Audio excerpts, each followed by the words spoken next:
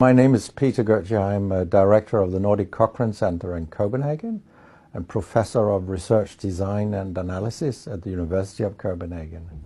2 years ago, I found out that our prescription drugs are the third leading cause of death after heart disease and cancer. Our drugs kill around 200,000 people in America every year, and half of these people die while they do what their doctors told them. So they die because of the side effects. The other half die because of errors. And it's often the doctors that make the errors, because any drug may come with 20, 30 or 40 warnings, contraindications, precautions, and so on. No doctor in the world knows about all this. So they give patients drugs that they should not have given them, that interact dangerously with other drugs or food items or so on. And then the patients die. That's the other half.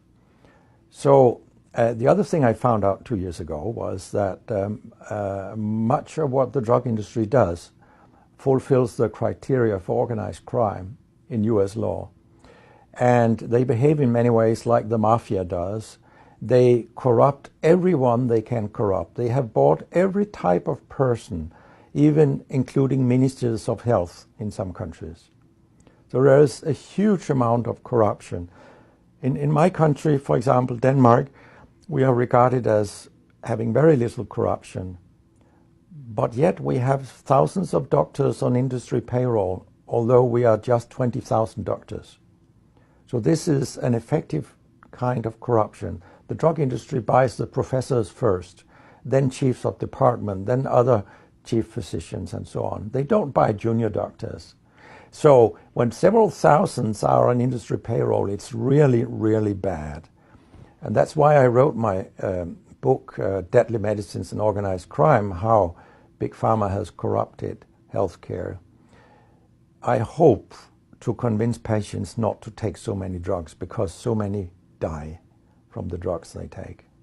In my country, people take so many drugs that every single citizen can be in treatment with 1.5 drugs from they are born till they die.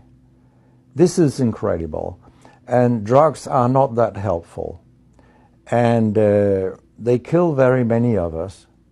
We know that. That's why drugs are the third major killer after heart disease and cancer. So what we need in the coming years is to take far fewer drugs than what we do currently. If we did that and we were careful, then we could live longer and live better lives. Because drugs have many side effects, and patients often don't realize that when they become worse, that it could be a side effect of the drug, which they continue taking because that's what their doctors tell them.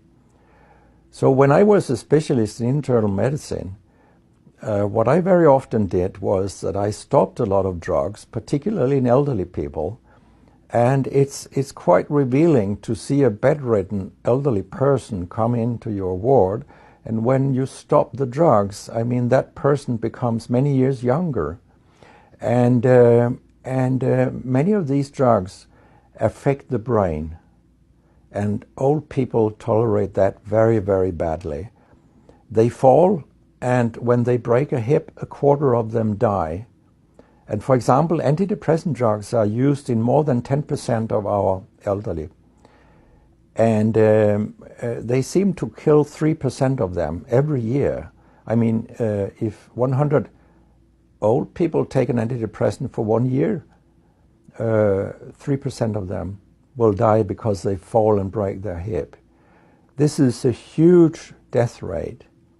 So a lot of other drugs than antidepressants also make people fall and kill them.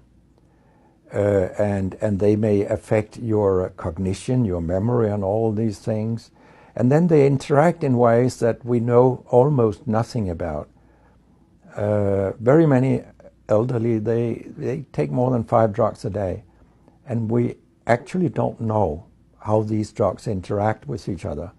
What we do know is that all drugs have many effects in the body, and some of them interact also in their metabolism. so that you can get a too high concentration of a drug if you take other drugs simultaneously. So we make a lot of harms that we don't even recognize. I have a pretty colorful collection of things people have called me during all these years.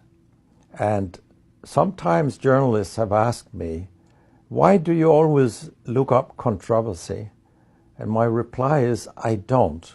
Controversy looks me up, because it's not popular to tell the truth in healthcare. You will get a lot of enemies, because a lot of people make money on false premises, doctors and industry alike. And our drug regulators and our politicians, they are on board on this wagon. So very few people are independent of money in healthcare. And of course,